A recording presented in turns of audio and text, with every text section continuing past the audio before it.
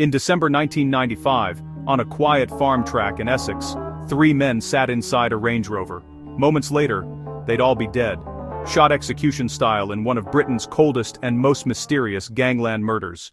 The victims were Tony Tucker, Patrick Tate, and Craig Rolfe, drug dealers tied to the booming ecstasy trade of the 1990s. They were feared, connected, protected, and yet, someone managed to lure them to a remote farm road and kill them with military precision.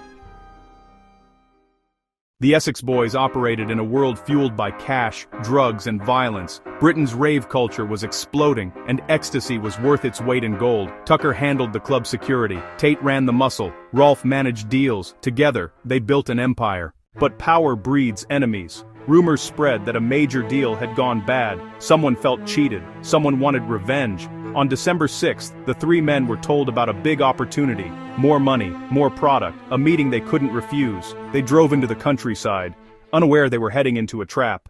At 6:48 p.m., the Range Rover stopped on Workhouse Lane in Rettendon.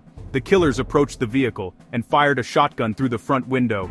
Then another, then another. All three men died instantly. No struggle, no escape. It was a professional hit, clean, fast, and cold. When police arrived, the scene was unlike anything they'd witnessed. Three bodies, no witnesses, no signs of panic, just a Range Rover filled with shattered glass, and silence. The tabloids exploded, the public demanded answers, and detectives quickly zeroed in on two men, Michael Steele and Jack Holmes. In 1998, after a lengthy and highly publicized trial, Michael Steele and Jack Holmes were convicted of the Rettendon murders. The verdict was delivered, the case was officially closed, and two men were sentenced to life in prison. To the public, it seemed like justice had finally been served for the brutal execution of Tucker, Tate, and Rolfe, but the foundation of the prosecution's case was dangerously fragile. It was built almost entirely on the testimony of a single crucial informant, Darren Nichols, a small-time criminal and the getaway driver for Steele. Without his account, the police had very little connecting the two men to the crime scene. Nichols became the star witness, but his story was riddled with inconsistencies, changing multiple times under police questioning. His credibility was immediately called into question. Was he a reliable witness telling the truth, or a man under immense pressure saying whatever was necessary to save himself? Over the decades since the conviction, the case has been relentlessly picked apart. Key evidence, like crucial mobile phone data that could have provided alibis, has been questioned and re-examined. Other potential witnesses were doubted or dismissed, their accounts deemed irrelevant.